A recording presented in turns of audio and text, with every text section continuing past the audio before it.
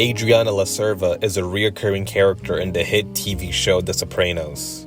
Of course, you already knew that. Adriana shows up throughout the entirety of the show as the primary love interest for Christopher Moltisanti. However, unlike most of the main cast, she represents the better parts of humanity. Adriana as a character is a stand-in for our desire for a better life. Throughout the show's runtime, Adriana unsuccessfully tries to enter many venues to achieve her dreams. She tries to make it into the music business and fails miserably. As time goes on, we realize that despite her loyalty to Christopher, he is the center of most of her problems. His impulsive, aggressive behavior causes her many problems, eventually resulting in domestic abuse. His constant drug abuse results in her receiving overwhelming amount of stress, and her struggles with morality only come up when she's around him. Adriana is the most relatable character in The Sopranos. She's us. She's our hope and our dreams. She's the only character on the show you genuinely feel bad for when something bad happens to her.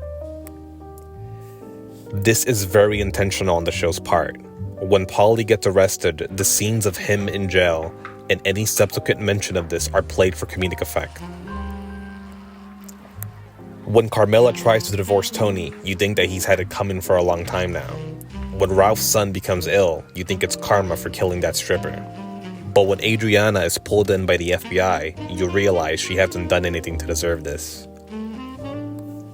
In The Sopranos, the FBI aren't the good guys. They have their flaws just like everyone else in the show. In this instance, they decide to recruit Adriana as the mole to gather information on the Sopranos gang.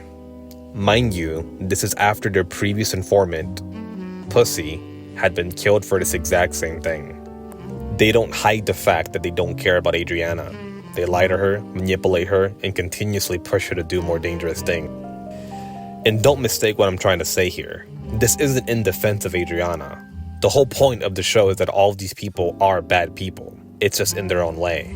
While she may resonate with most of the audience due to the nature of her problems, and she's often being paired with worse characters, she is still technically a bad person. This plot line with the FBI is present for most of the show's later half, with them constantly hounding Tony and the crew, getting ever so close to arresting the crew.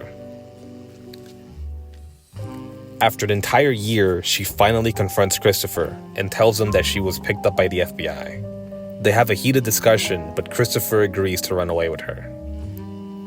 Now, her following death is tragic for all of the above reasons, but it's specifically how this next scene is framed that really hammers down the heartbreak.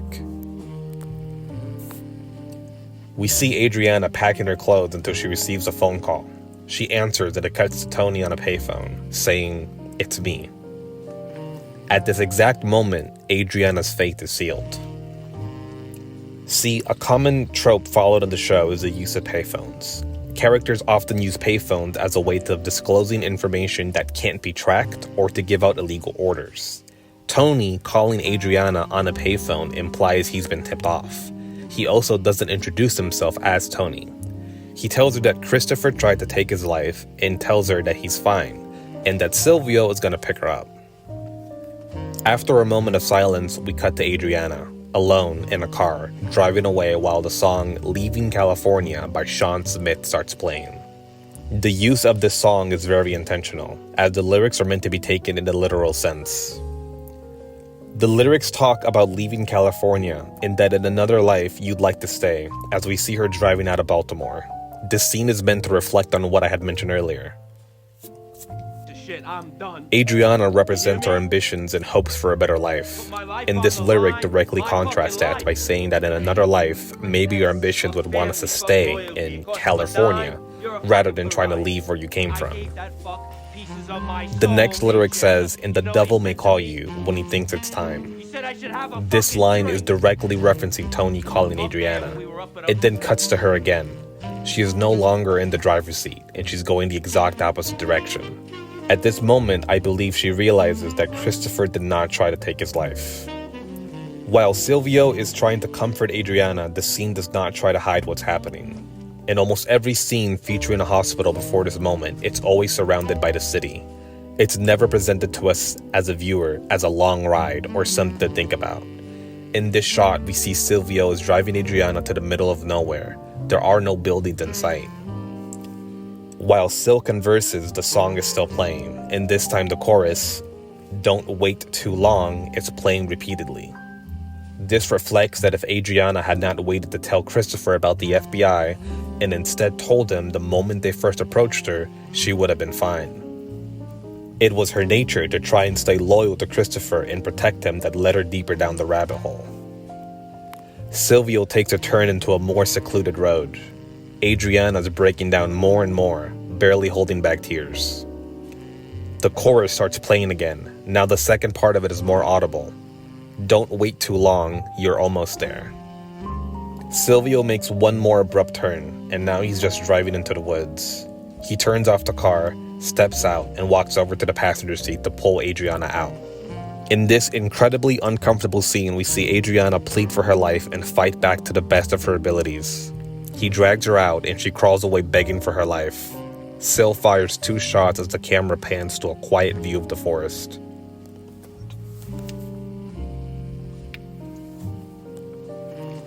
Adriana La Cerva is dead. The Sopranos is no stranger to killing off its cast, but this one was different. This was the moment the rest of the series shifted. Having Silvio specifically be the one who does it makes it a bit heavier in hand. As throughout the series, we are told numerous times that he's an old-school cold-blooded killer. But up to this point, he's been seen more as a caring uncle. He's the guy you come to when you have a problem. But in this scene, we see his true nature. If you were somehow unaware of the context regarding payphones and the suspicious drive through the empty land, Sil's body language has no indication of what he's about to do. He talks to Adriana like it's nothing. He reassures her and comforts her. There is nothing off in his demeanor when he tries to get Adriana out of the car. His demeanor changes into a more hurtful, angry person, calling her foul names. And when he finally fires his pistol, we see his cold, stone expression. This entire sequence is so effective because while I believe it's telegraphed as soon as Tony calls her, they throw you a curveball in the fake out of her leaving. You think to yourself, wow, she really just made it. She finally decided she had enough and she decided to leave. You're happy for her. You're happy for yourself. If she can do it, so can you. But no, that was her dream.